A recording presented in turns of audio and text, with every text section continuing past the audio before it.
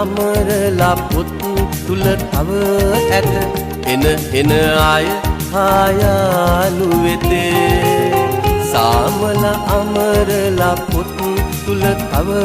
ඇත එන අය ආයාලු වෙතේ අපේම පාසැල අපේම මව විය එදවස් අප හට නැත ආයේ